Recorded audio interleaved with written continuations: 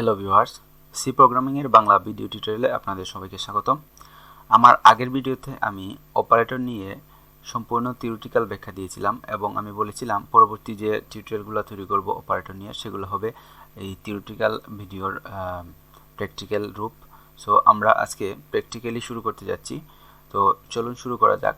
তো আজকে আমাদের টপিকস হচ্ছে অ্যারিথমেটিক অপারেটর। তো অ্যারিথমেটিক অপারেটর নিয়ে শুরু করার আগে আমরা আরেকবার একটু অ্যারিথমেটিক অপারেটর সম্পর্কে একটু জেনে নেই। তো অ্যারিথমেটিক অপারেটরের মধ্যে হচ্ছে এই অ্যারিথমেটিক অপারেটরের মধ্যে যে অপারেটরগুলো আছে সেগুলো হচ্ছে যোগ, বিয়োগ, গুণ, ভাগ এবং মডুলাস।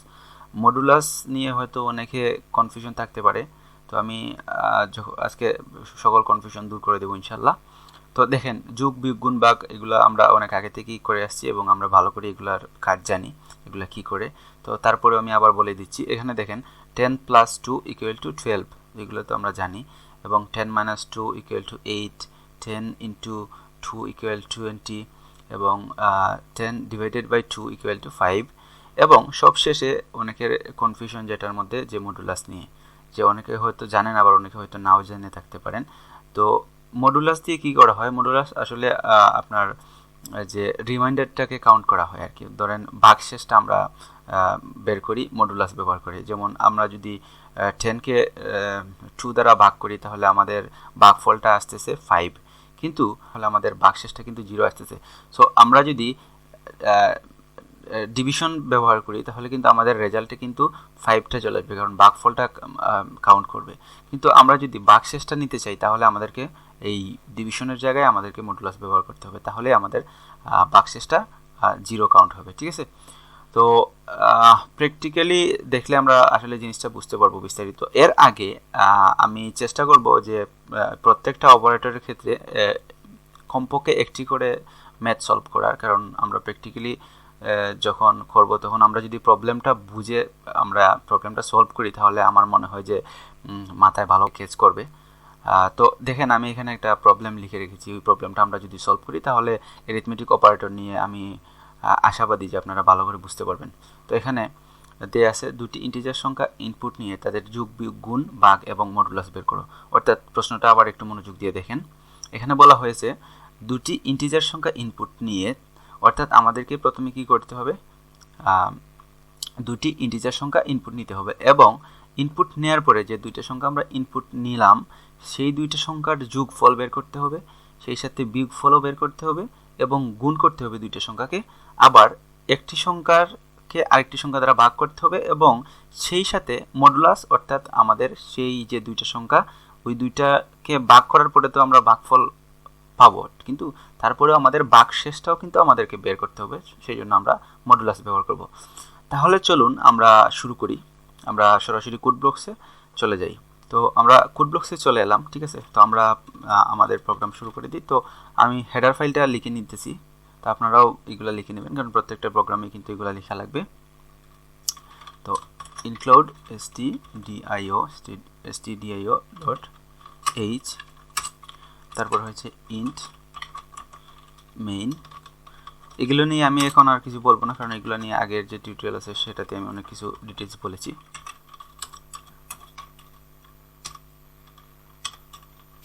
ঠিক আছে? ওকে, এখন আমাদের প্রথম কাজ হচ্ছে আমরা দুইটা সংখ্যা ইনপুট নিব। তো ইনপুট নেওয়ার জন্য আমরা কি করি সাধারণত? তো আমাদেরকে স্ক্যান অ্যাপ ব্যবহার করতে হবে। ঠিক আছে? স্ক্যান অ্যাপ ফাংশনটা ব্যবহার করতে হবে এবং আচ্ছা, এর আগে আমি ভেরিয়েবল ডিক্লেয়ার করে নিতেছি। ধরেন যেহেতু ইন্টিজার টাইপের বলা হয়েছে, তো ইন্টিজার নাম 1 নামে আমি একটা ভেরিয়েবল নিতেছি এবং ইন্টিজার নাম 2 নামে আমি আরেকটা ভেরিয়েবল ডিক্লেয়ার করে দিলাম। তো এখন আমাদের কাজ হচ্ছে স্ক্যানএফ এর মধ্যে আমাকে ফরম্যাট স্পেসিফায়ার ব্যবহার করতে হবে। তো আমি এখানে একটা ফরম্যাট স্পেসিফায়ার ব্যবহার করলাম, এখানে আরেকটা ফরম্যাট স্পেসিফায়ার ব্যবহার করলাম। ঠিক আছে? এখন কমা দিয়ে আমাদেরকে ব্যবহার করতে হবে এম্পারস্যান্ড num1 এবং এম্পারস্যান্ড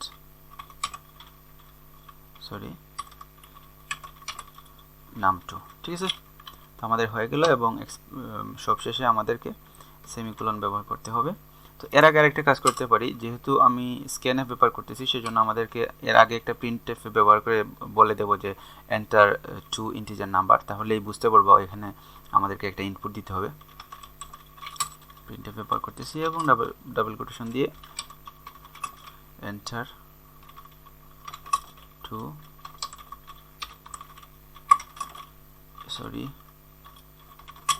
ইন্টিজার নাম্বার। ওকে, তো আমাদের কাজ হয়ে গেছে। তো এখানে তারপরে আমরা কি করব, আমাদের প্রথম কাজ হচ্ছে আমাদের যে দুইটা সংখ্যা যোগ করে, আচ্ছা আমরা যে দুইটা সংখ্যা এখন ইনপুট নিতেছি, এই দুইটা সংখ্যা কিন্তু ইনপুট নিয়ে আমাদের প্রথম সংখ্যাটা রাখবে নাম 1 এর মধ্যে, আবার দ্বিতীয় সংখ্যাটা থাকবে নাম 2 এর মধ্যে, ঠিক আছে। তো এই যে দুইটা সংখ্যা যদি আমরা যোগ করি তাহলে যোগফলটা তো নতুন আরেকটা সংখ্যা হচ্ছে, তাই তো। তো এই যে নতুন সংখ্যাটা ওইটা তো রাখা লাগবে, রাখার জন্য একটা ভেরিয়েবল লাগবে নিশ্চয়ই। তাহলে আমরা আগে থেকে আমরা ডিক্লেয়ার করে নিই, যেহেতু যোগফলটা আমরা সামের মধ্যে রাখবো, অর্থাৎ সামেশনের মধ্যে আমরা রাখবো। সো আমরা সংক্ষেপে সাম নাম দিয়ে দিলাম। এবং আবার যখন আমরা ওইটার বিয়োগ করব তখন তো বিয়োগফলটাও আরেকটা নতুন একটা সংখ্যা, সেটা তো রাখতে হবে। তো সেজন্য আমরা অ্যাডভান্সে আরেকটা ভেরিয়েবল ডিক্লেয়ার করে নিই সাব নামে, অর্থাৎ সাবস্ট্রাকশন থেকে সাব। এবং আবার যখন আমরা গুণ করব তখন আবার নতুন একটা সংখ্যা হচ্ছে, সেটাও আমাদেরকে রাখতে হবে। সেজন্য ধরেন আমি মাল্টি নামে একটা ভেরিয়েবল ডিক্লেয়ার করলাম। আবার ভাগের সময় কিন্তু আমাদের আরেকটা নতুন সংখ্যা হচ্ছে, সেজন্য আমাদের আবার আরেকটা লাগবে, ধরেন ডিভ নামে আবার নিলাম। মডুলাসের ক্ষেত্রে আরেকটা লাগতেছে, সো আমি মড নামে আরেকটা ভেরিয়েবল ডিক্লেয়ার করে রাখলাম, ঠিক আছে। এখন আমাদের কাজ হচ্ছে, এখন আমরা যেহেতু আমাদের ভেরিয়েবল ডিক্লেয়ার করা হয়ে গেছে, এখন আমরা সাম ইকুয়াল আমরা কি করতে পারি, আমরা যখন ইনপুট দিব, ইনপুট দেওয়ার পরে নাম 1 এবং নাম 2 এর মধ্যে দুইটা নাম্বার থাকবে ইন্টিজার। তো আমরা যদি নাম 1 এবং নাম 2কে যোগ করে দিই, তাহলে কি করতেছে, এখানে নাম 1 এবং নাম 2 যোগ হয়ে সামের মধ্যে স্টোর হচ্ছে, ঠিক আছে। তার মানে কি আমাদের যোগফলটা সামের মধ্যে চলে আসবে। তারপরে আমাদের কি করতে হবে, যদি আমরা যোগফলটাকে যদি আমরা প্রিন্ট করতে চাই অথবা ডিসপ্লেতে শো করতে চাই, তাহলে আমাদেরকে প্রিন্টএফ ব্যবহার করতে হবে। প্রিন্টএফের ভিতরে আমরা এখানে লিখে দিতে পারি the summation of 2 number is, এইভাবে কিছু একটা লিখে দিতে পারি। তাহলে এখানে লিখে দিই সাম অফ পার্সেন্ট ডি, অর্থাৎ আমাদের যে দুইটা সংখ্যার যোগফল সেটা আমরা সরাসরি দেখিয়ে দিতে পারি। তো সেই জন্য আমাদের নাম্বার 1 এবং নাম্বার 2, অর্থাৎ নাম 1 নাম 2 এবং সামেশন পুরোটাই আমরা ডিসপ্লেতে শো করব। তো সেই জন্য তো এন্ড, আচ্ছা এখানে আমরা আবার পার্সেন্ট ডি লিখে এখন আবার আমরা ফরম্যাট স্পেসিফায়ার পার্সেন্ট ডি ব্যবহার করব। এখন যদি আমরা নাম 1 কমা নাম 2 কমা সাম ব্যবহার করি এবং সবশেষে আমরা সেমিকোলন দিয়ে দিতেছি। এখন দেখেন এখানে কি লিখেছি আমি প্রিন্টএফের ভিতরে, অর্থাৎ sum of percent D and percent D, অর্থাৎ এই লেখাটা আমি কেন লিখেছি, অর্থাৎ ডিসপ্লেতে দেখাবে সাম অফ পার্সেন্টের জায়গায় কিন্তু আমি এখানে প্রিন্ট করেছি নাম 1 এবং এই পার্সেন্টের জায়গায় কিন্তু নাম 2 এবং সবশেষে পার্সেন্ট ডি যেটা দিয়েছি সেটার মধ্যে আমি সাম প্রিন্ট করতেছি। তো আমরা প্রোগ্রামটা রান করে দেখি আমাদের প্রোগ্রাম ঠিক আছে কিনা। আমি বিল্ড এন্ড রানে ক্লিক করলাম। তো এখানে দেখেন আমাকে উইন্ডোর মধ্যে ইনপুট দেওয়ার জন্য বলতেছে। তো আমি প্রথমত 10 এবং স্পেস দিয়ে আবার 2 করলাম, ইনপুট দিলাম। তো এন্টার প্রেস করলাম। এখানে দেখেন কি দেখাইতেছে, সাম অফ 10 and 2 is 12, অর্থাৎ আমাদের প্রোগ্রাম ঠিকঠাক মতো কাজ করতেছে, ঠিক আছে। এখন আমাদের, আচ্ছা আমি আবার কমেন্ট করে রাখি কোনটা যোগ আর কোনটা বিয়োগ। তো সেজন্য আমাদের কি করতে হবে, ডাবল স্ল্যাশ দিলে কমেন্ট হয়ে যাবে। তো আপনি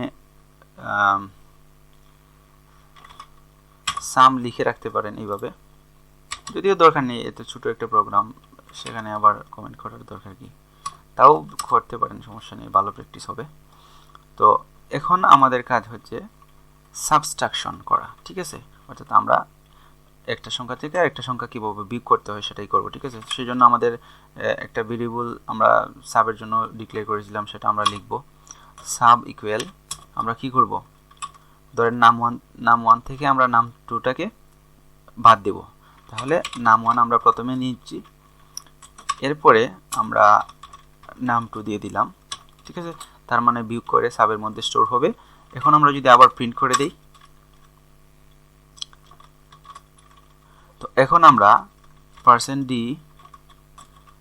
আবার আমরা মাইনাস দিয়ে দিই এবং %d দিয়ে ইকুয়াল দিয়ে আবার যদি আমরা %d দিয়ে এখন যদি আমরা দেখেন এখন কি করতেছি, নাম1 কমা নাম2 কমা সাবটাকে যদি আমরা প্রিন্ট করি, আর এখানে আমরা আগের প্রোগ্রামটাতে একটা \n দিয়ে দিই, তাহলে আমাদের দুইটা লাইনে শো করবে, নয়তো একটা লাইনে শো করে দিবে। তো এটা শেষও আমি আবার একটা \n ব্যবহার করি এবং সবশেষে একটা সেমিকোলন দিতে, যাতে আপনারা ভুলবেন না। এখন আমরা আবার প্রোগ্রামটাকে রান করি। আবারও আমি ধরেন সেম ইনপুটই দিয়ে দিতেছি, 10 স্পেস 2 দিয়ে এন্টার প্রেস করলাম। এখন দেখেন উপরে কি দেখাইতেছে। প্রথমে আমরা শো করেছিলাম সাম অফ 10 and 2 is 12। তো নিচে আবার আমরা প্রিন্ট আউটটা একটু অন্যভাবে করেছি, অর্থাৎ আমাদের প্রিন্টএফ দিয়ে যে প্রিন্টএফের ভিতরে যে লেখাটা লিখলাম সেখানে আমাদেরকে আমরা সরাসরি দেখিয়ে দিয়েছি যে 10 - 2 = 8, ঠিক আছে। তো বিভিন্নভাবে আপনি যেভাবে প্রিন্ট করতে চান সেভাবে প্রিন্টএফের ভিতরে যা ইচ্ছে তাই লিখবেন, সেটাই তো প্রিন্টএফের ভিতরে যা লিখেন সেটাই তো দেখায়, তাই তো। তো চলেন, এখন আমাদের দুইটা কাজ শেষ হলো। এখন চাইলে আমাদের কাজ হচ্ছে এখন মাল্টিপ্লিকেশন করা, ঠিক আছে। আবার আমরা করি, তাহলে আমাদের ভেরিয়েবলটা হচ্ছে মাল্টি এবং আমরা নাম1 এর সাথে নাম2 কে গুণ করব। তাহলে সেই অনুযায়ী আমি নাম1 সিতে আমাকে এভাবে ইনটু দিতে হবে এবং নাম2 দিয়ে আমি আবারও সেমিকোলন দিয়ে শেষ করলাম, ঠিক আছে। এখন যদি আবার প্রিন্ট করি, প্রিন্ট করার পরে এখন যদি আমরা আবার আমাদেরকে স্পেসিফায়ার ব্যবহার করতে হবে, ফরম্যাট স্পেসিফায়ার আবার ইনটু দিয়ে দেখিয়ে দিলাম। ইনটুটা কিন্তু সরাসরি প্রিন্ট করবে এখানে। আবার %d দিয়ে দিলাম, ইকুয়াল ব্যবহার করলাম এবং আবার %d দিয়ে কমা দিয়ে নাম1 এবং নাম2, তারপরে হচ্ছে মাল্টি এবং সেমিকোলন। ওকে, এখন আবার আমরা প্রিন্ট করি। আমরা প্রোগ্রামটাকে রান করলাম। এখন আমরা আবারও এখন একটু চেঞ্জ করে ইনপুটটা দিই। এখন 20 স্পেস ধরেন 4 দিই, একটা অনুপাতে আমরা রাখি ইনপুটটা। এখন দেখেন আমাদের যে গুণটা 20 × 4 = 80, ঠিক আছে। তার মানে আমাদের আউটপুট ঠিকঠাক মতো কাজ করতেছে। ওকে, এখন আমাদের কাজ হচ্ছে ভাগফল বের করা, ঠিক আছে। এখন আমরা কি করব, আমাদের ভেরিয়েবলটার নাম দিয়েছিলাম div, ইকুয়াল দিয়ে নাম1 কে আমরা নাম2 দিয়ে ভাগ করতেছি এবং সেমিকোলন দিয়ে শেষ করলাম। এখন আমরা আবার সরাসরি প্রিন্ট করে দেব আগের মতোই এবং সবকিছু আগের মতোই থাকবে। আমরা ভাগ চিহ্নটা ব্যবহার করব এবং %d দিয়ে ইকুয়াল দিতেছি, এবার আবার আমরা %d দিব। সবকিছু আগের মতো। আপনারা চাইলে ভিডিও পোজ দিয়ে আমার আগে করে ফেলতে পারেন। আচ্ছা, এখন আমাদের প্রিন্ট করতে হবে div এবং সবশেষে সেমিকোলন। প্রথম কিন্তু আমি যখন প্রোগ্রাম করতাম তখন কিন্তু অনেকবারই কিন্তু সেমিকোলন দিতে ভুলে যেতাম। আচ্ছা, এখানে কি ভুল দেখাইতেছে, নাম1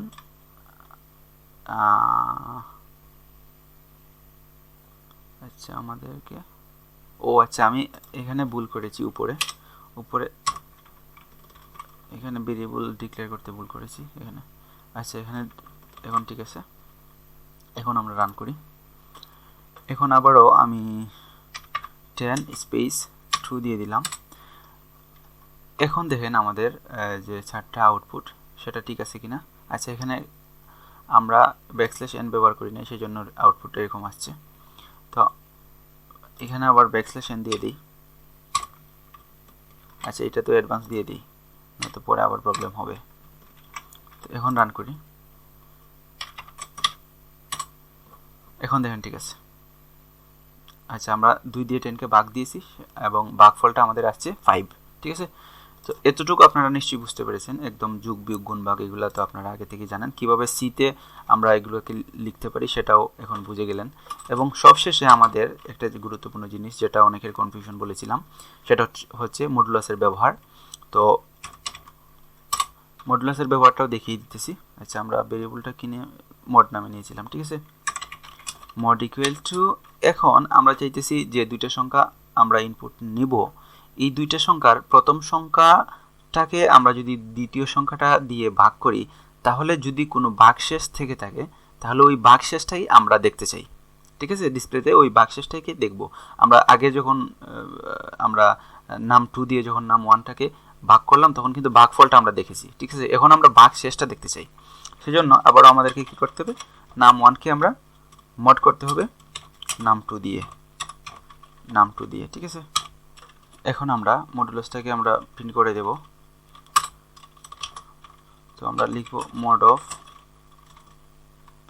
%d and %d দিয়ে তারপরে ইজ দিয়ে দিব।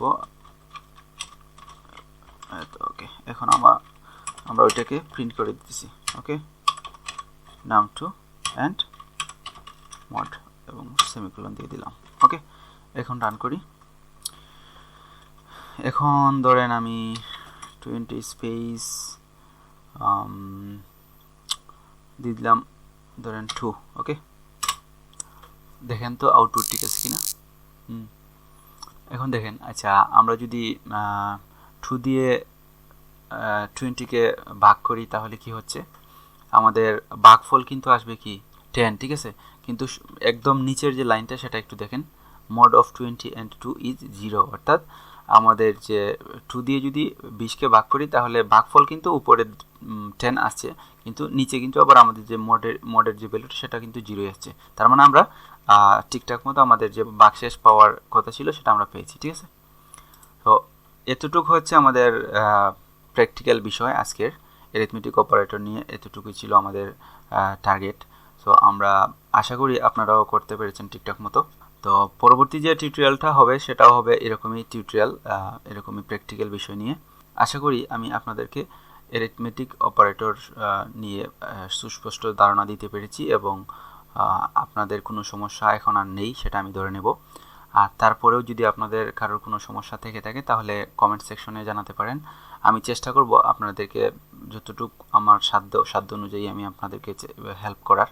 আর ভিডিওটিকে অবশ্যই শেয়ার করে দিবেন, কারণ অন্যদের হয়তো উপকারে আসতে পারে। এবং যারা এই চ্যানেলে নতুন আছেন অবশ্যই দয়া করে একটু সাবস্ক্রাইব করে নেবেন, কারণ আমি যেহেতু আমি টিউটোরিয়াল দেওয়ার চেষ্টা করতেছি, সেই জন্য যাতে সবার আগে ভিডিওটি আপনারা পেয়ে যান। আগামী টিউটোরিয়াল দেখার আমন্ত্রণ রইল। সে পর্যন্ত সবাই ভালো থাকবেন। Happy coding.